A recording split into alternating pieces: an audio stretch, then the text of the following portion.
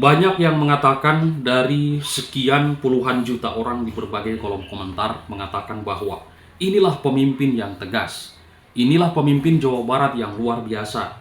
Warga Jawa Barat harus bersyukur punya gubernur Jawa Barat, Deddy Mulyadi. Keren. Teman-teman, kemarin itu adalah sebuah pembongkaran di kawasan Puncak Bogor, Jawa Barat, tempat wisata. Ini dikatakannya adalah terjadinya banjir itu pusatnya dari tempat wisata tersebut yang sudah dibangun permanen, tapi dibongkar sekarang diobrak-abrik, akan dikembalikan lagi ke kondisi semula, yaitu kawasan hutan. Keren pokoknya, ketegasan dan juga kerja kerasnya sudah kita terlihat ya, sudah kita lihat. Dan ini memang yang namanya masyarakat dan juga mungkin dugaan saya sebagai warga masyarakat kecil ya, yang hidup di daerah ini bisa saja ada yang terganggu dengan kehidupan sistem. Mungkin teman-teman sudah memahami apa itu kehidupan sistem. Nah, kita simak di dalam tayangan video ini. Ini menarik, saya menyimak. Ini videonya sahabat ya. Bahaya ini. Benarkah Kang Deddy Mulyadi berbahaya? Jujur saja, saya mulai merasa ragu dengan sosok Kang Deddy Mulyadi. Bukan karena saya tidak mengakui kemampuannya, tetapi karena saya mulai melihat bahwa kebijakannya bisa sangat membahayakan. Ya, membahayakan untuk siapa sih? Bukan membahayakan rakyat kecil, bukan pula membahayakan pembangunan daerah, tetapi membahayakan mereka yang selama ini nyaman hidup dalam sistem yang bobrok. Ketika banyak pemimpin memilih bermain aman, Kang Deddy justru berani menerobos batas-batas ketidaknyamanan. Ketika yang lain hanya bicara konsep, Kang Deddy langsung mengeksekusi. Sementara sebagian pejabat sibuk mencari cara mempertahankan kekuasaan. Kang Deddy justru membongkar kebobrokan sistem dan mengajak masyarakat untuk melihat langsung apa yang selama ini tersembunyi. Bukankah ini sangat beresiko? Bukankah ini akan membuat mereka yang selama ini menikmati celah kelemahan sistem pemerintahan merasa terancam? Mari kita bahas lebih dalam. Yang pertama, program pro rakyat yang mengguncang kemapanan. Kang Deddy dikenal dengan kebijakan yang sangat pro masyarakat kecil.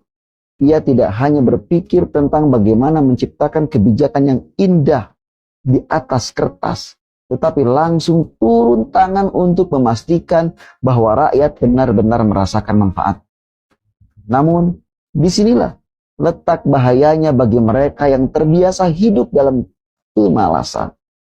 Mereka yang selama ini bergantung pada sistem korup akan kehilangan lahan bermain. Mereka yang selalu mencari cara untuk mengakali anggaran akan merasa terancam. Mereka yang mengandalkan jabatan tanpa kontribusi nyata akan berguncang. Dan lebih dari itu, mereka yang menikmati fasilitas tanpa mau turun ke lapangan akan gelisah. Karena ketika rakyat melihat bahwa seorang pemimpin bisa turun langsung ke lapangan, mereka akan mulai bertanya, mengapa pemimpin kami yang lain tidak seperti ini? Nah, Kang Deddy bukan hanya membangun kebijakan, tetapi juga membangun kesadaran rakyat. Dan ini adalah ancaman terbesar bagi mereka yang ingin tetap hidup dalam kegelapan. Yang kedua, keberanian membuka borok pemerintahan.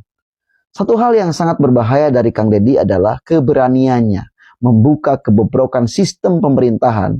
Ia tidak sekedar berbicara, tetapi mendokumentasikan setiap langkahnya melalui kanal media sosialnya, Kang Deddy Mulyadi Channel. Terserah mau orang mengatakan itu pencitraan atau bukan. Tetapi yang penting, kalau seperti ini silakan semua pejabat melakukan pencitraan seperti ini. Tepat untuk dilakukan karena rakyat butuh transparansi. Artinya, tidak ada lagi ruang untuk drama politik yang hanya pencitraan dengan transparansi seperti ini. Nah, tidak ada lagi rahasia gelap di balik anggaran daerah. Tidak ada lagi kedok proyek fiktif yang selama ini hanya menjadi permainan segelintir orang. Semua ini terang benderang. Semua ini bisa dilihat rakyat. Apakah ini sesuatu yang nyaman bagi mereka yang selama ini menikmati kelemahan sistem? Tentu tidak. Maka jangan heran jika banyak yang berusaha menjatuhkannya dengan berbagai cara. Nah, yang ketiga, mengapa banyak yang tidak suka? Sederhana saja, karena Kang Deddy bukan tipe pemimpin yang bisa dikendalikan oleh kepentingan-kepentingan tertentu. Ia bukan pejabat yang sibuk mencari aman dengan semua pihak. Ia tidak takut kehilangan jabatan karena yang ia cari bukan kekuasaan, tetapi solusi nyata bagi rakyat. Nah, inilah yang membuatnya menjadi sosok yang tidak disukai oleh mereka yang takut kehilangan fasilitas gratis. Mereka yang ingin tetap bermain di zona abu-abu. Mereka yang sudah terbiasa hidup nyaman dengan sistem yang korup. Mereka tidak akan pernah nyaman dengan pemimpin seperti Kang Deddy. Karena mereka tahu jika ia terus berlanjut, tidak akan ada ruang lagi untuk mereka menipu rakyat. Jadi, dengan demikian, apakah Kang Deddy berbahaya? Ya, benar. Kang Deddy Mulyadi memang berbahaya. Tetapi hanya bagi mereka yang selama ini merusak negeri ini. Bagi rakyat biasa, Kang Deddy adalah harapan baru. Bagi mereka yang jujur, Kang Deddy adalah simbol keadilan. Bagi mereka yang ingin perubahan, Kang Deddy adalah jawaban yang selama ini kita cari. Dan jika negeri ini ingin maju, pemimpin seperti inilah yang kita butuhkan. Bayangkan, jika ada 3 pemimpin seperti Kang Deddy saja. Bayangkan, jika Indonesia dipimpin oleh sosok dengan keberanian dan ketegasan seperti ini, mungkin itulah yang paling ditakuti oleh mereka yang selama ini nyaman dalam kemapanan. Karena jika Kang Deddy terus melangkah maju, mereka tahu era mereka sudah berakhir. Disclaimer, ini bukan kampanye, tapi ungkapan saya sebagai rakyat kecil yang bangga dengan gaya kepemimpinan beliau. Bagi yang setuju dengan apa yang saya sampaikan, silahkan komen. Dan bagi yang tidak setuju, tidak apa-apa. Yang penting tetap kita bersaudara untuk membangun perubahan menuju 50 tahun Indonesia emas. Nah, teman-teman, tentu kita telah mendengar kabar duka bencana banjir yang melanda Jabodetabek sepekan terakhir ini. Banjir yang diawali dari hujan deras, yaitu di awal Maret 2025 ini mengakibatkan beberapa wilayah terutama Bogor, Bekasi, Tangerang, dan Jakarta terendam banjir hingga 4 meter. Wah, luar biasa ya. Oke, banjir di daerah Jakarta telah menjadi isu yang tak kunjung selesai sejak zaman kolonial. Namun banjir kali ini yang terjadi secara bersamaan di banyak kota bisa dikatakan sangat unik sekali, sahabat. Menyimak di harian Kompas yang terbit pada 7 Maret 2025, menurut artikel yang berjudul Jabodetabek Banjir Jangan Salahkan Hujan. Artikel tersebut mengutip pernyataan Siswanto dari BMKG yang menyebutkan bahwa intensitas hujan pada Maret 2025 tidak lebih besar daripada awal tahun 2020. Pada awal tahun 2020, intensitas hujan yang tinggi menyebabkan beberapa wilayah terendam banjir, saudara. Nah, dengan membandingkan data historis curah hujan di beberapa wilayah, artikel tersebut menyimpulkan bahwa banjir kali ini bukan disebabkan oleh curah hujan tentunya. Nah, di sini dalam sebuah sesi wawancara saya menyimak di salah satu media, di sini yang bertajuk Atasi Banjir, Deddy Mulyadi akan evaluasi tata ruang di Jawa Barat.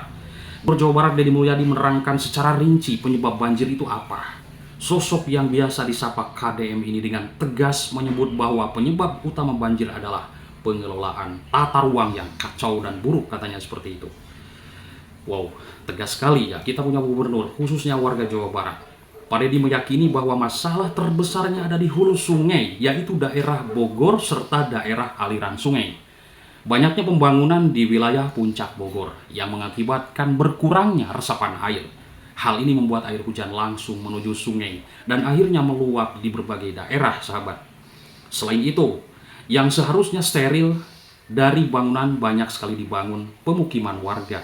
Itu kan ada daerah pegunungan ya, dikeruk semuanya. Akhirnya longsor, banjir, seperti itu. Untuk itu kedepannya Kang Deddy merencanakan yaitu menerapkan regulasi yang lebih ketat terkait dengan tata ruang, sahabat. Nah, ini daerah yang seharusnya dikatakan untuk resapan air ini dikeruk ditutup dengan bangunan-bangunan permanen, dengan beton.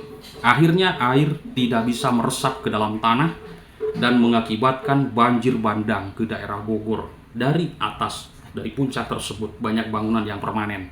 Sekarang dibongkar, diratakan, dan juga akan dikembalikan ke kondisi semula, yaitu hutan, teman-teman.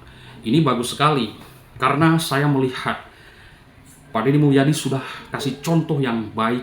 Lihat teman-teman daerahnya. Kalau teman-teman main berkunjung ke kampungnya, luar biasa. Asri, indah, tidak ada sampah, dan hutannya terjaga. Nah, selain kecakapan dari Kang Deddy Mulyadi dalam menjelaskan duduk perkara banjir, salah satu momen singkat yang menyentuh warganet pada sesi wawancara tersebut yaitu adalah saat beliau meminta maaf kepada warga Jawa Barat. Bahkan ini adalah komentarnya.